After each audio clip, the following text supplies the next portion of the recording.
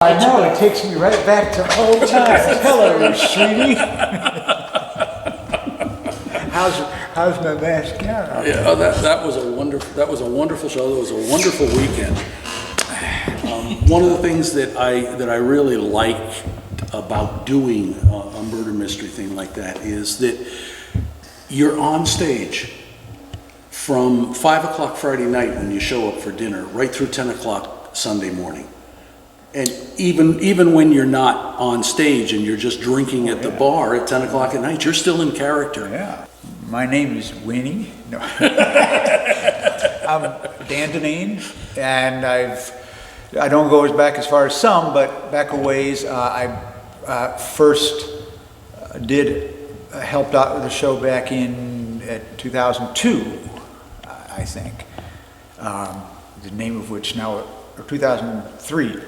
The main importance of that being that it, well, that's a long aside. So I've been involved since 2003.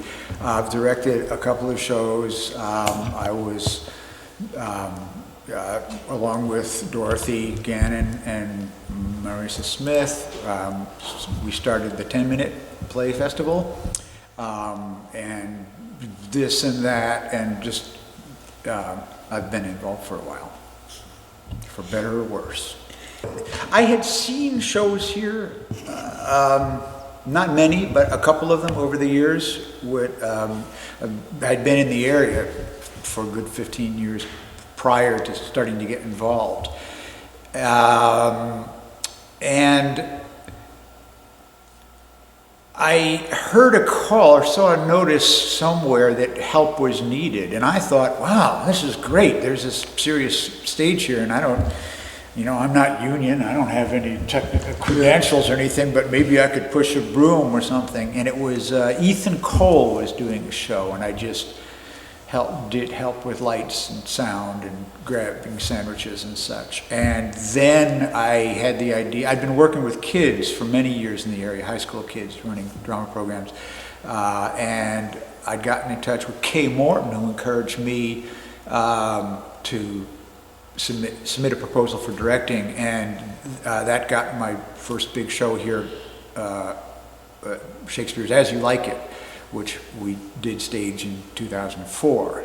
So that show was my main first encounter before Paul came into the picture. It was before I came on. Right. I didn't come on until 2009. Right. Well, 2006 if we count the Lake Maury show. Right. Which we got to get back to, because Dean's, do you explain how he thought the whole thing up, conjured it up? Dean Whitlock did this and just, created this fascinating. I mean, not these murder mystery things are often just, they play off of just the dynamic of improv and get a group of people in a resort situation working, but he actually created memorable characters. He did. With core lines. He left the bulk of it open for improvisation. Yeah.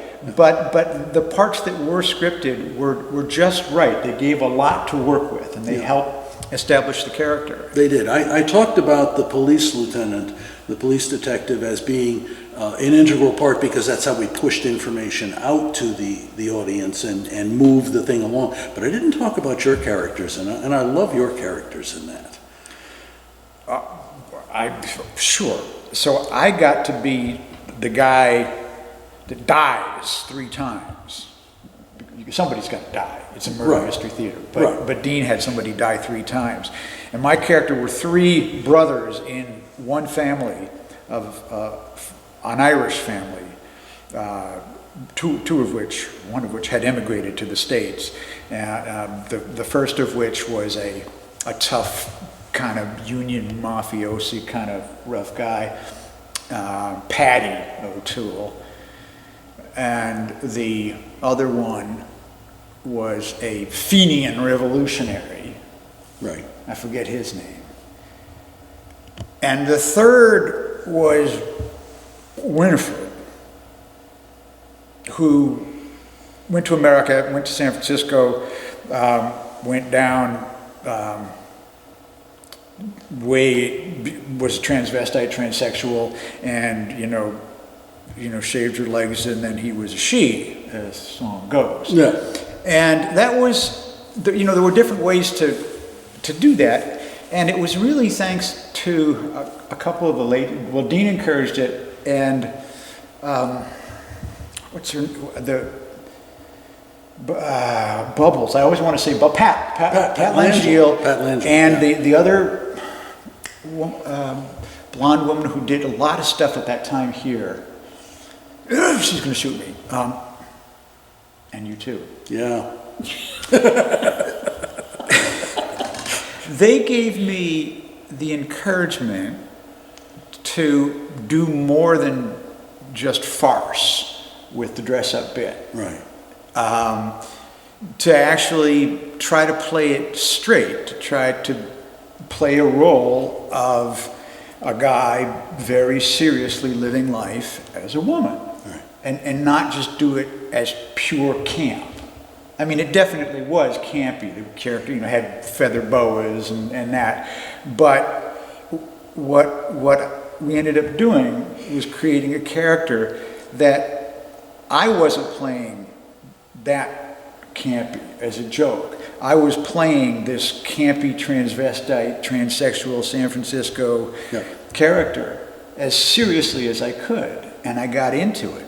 Yeah. What Dan hasn't mentioned is I actually read for this part before Dan did, and I remember, yeah. I played it very differently than what Dan did it as, and it was much more serious. I was much more of a maiden aunt sort of transvestite, and then Dan came in and read for it, and from then on there was no question that this was going to be Dan's part, not my part.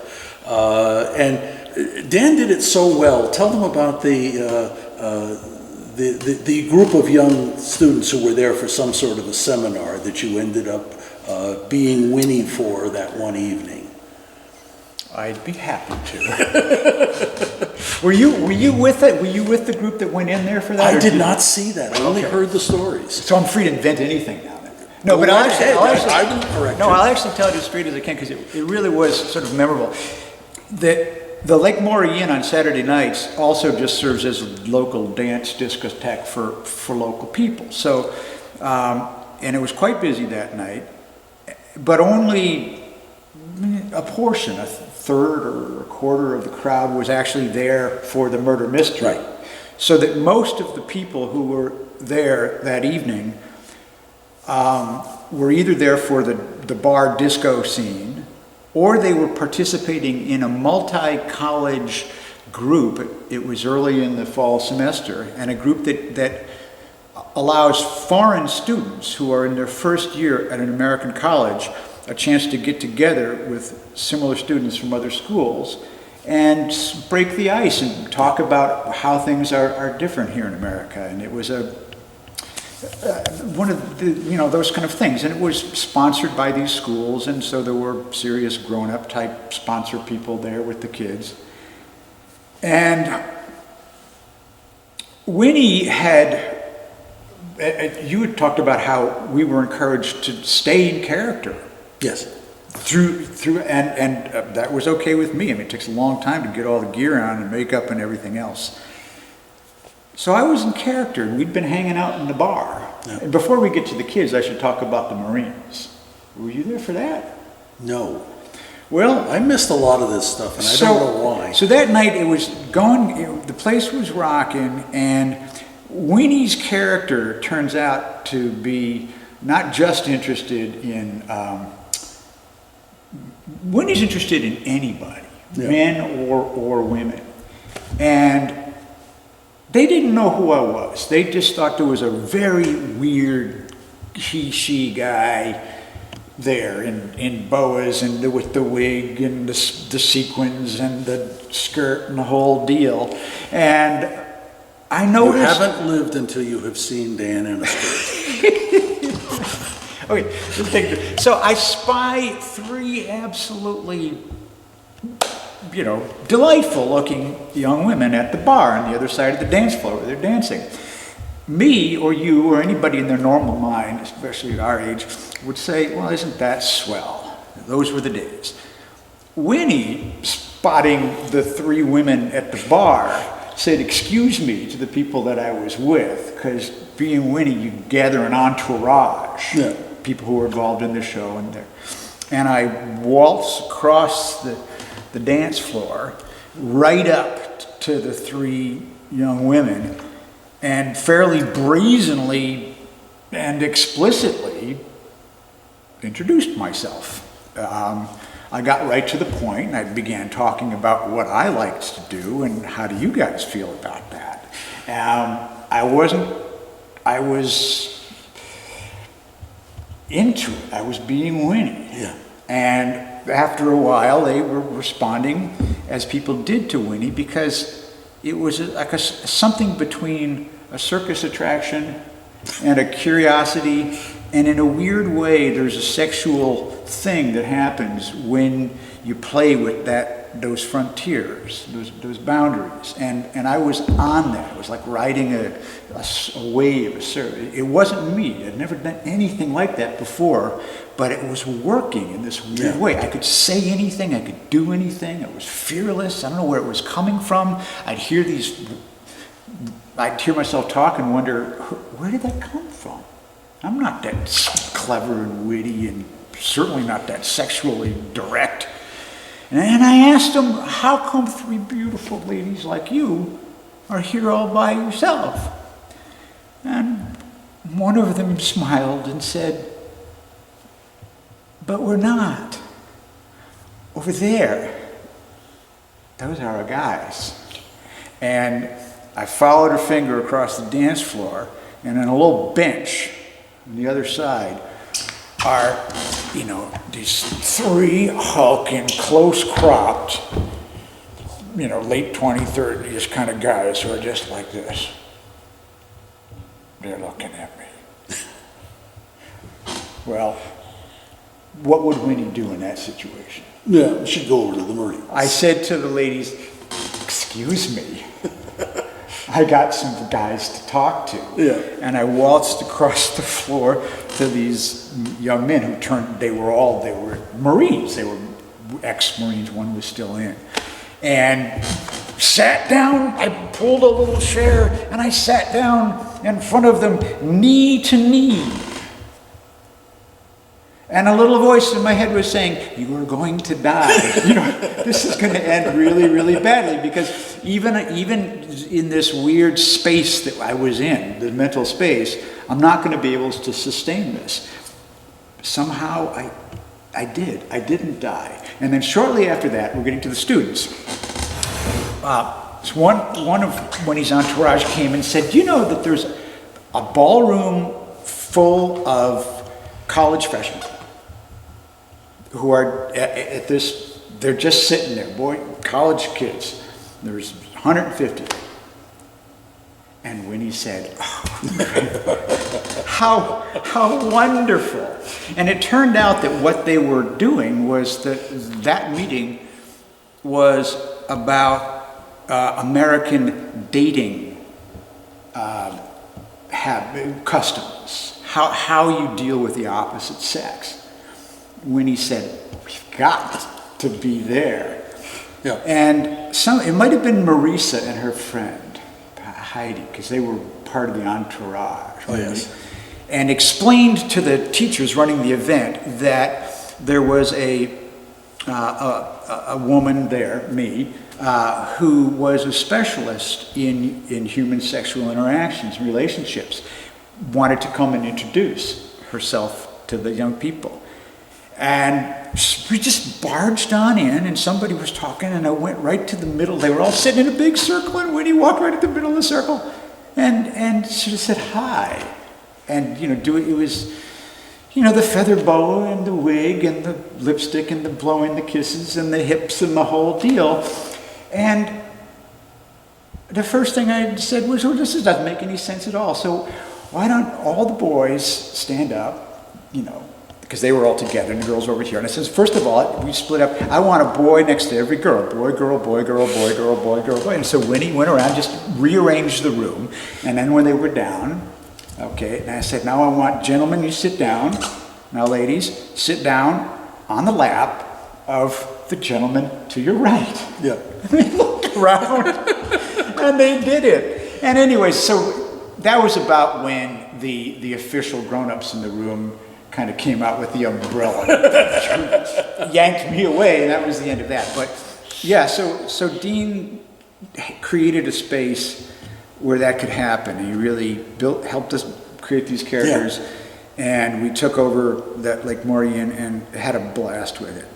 So you asked earlier on, what are some of the things that make Parish Players special? And there's part of it right there. Oh, right here. And he was a scary cop. And I thought you were a cop. some of the guests had a great deal of trouble differentiating between me as the actor and my being a policeman. And in some cases, they were willing to reveal things that they shouldn't have revealed to an actor. And in one case, I took one woman's purse and I dumped it out on the table and rummaged through the entire contents of her purse and quizzed her about the things that she was carrying, and all of this went off, without a hitch. And the next murder mystery we did the next year, I was supposed to be this very aggressive male with not a great deal of regard for women, but a great deal of regard for his own sexual prowess and so forth. And I outrageously hit on this lesbian couple who was there at the show. So to me, that type of a venue where you're improvising for 90% of the time, it is such a freeing type of venue that you get to be somebody you've never been before. And you're really free to do it. And to bring out aspects, that was the second weekend that I learned where my internal feelings in large part that weekend depended upon which accent I was using. Because at one point I was using a very soft Southern accent, not real deep South, but more like Southern Virginia or North Carolina, say 20 years ago, and speaking more slowly and so forth. And that affected me in the sense that I became a more sensitive person when I was talking to the person opposite me than when I speak in my normal tones, which are closer to New York City and therefore a much harsher, more distant type of personality. Acting is a wonderful, crazy thing.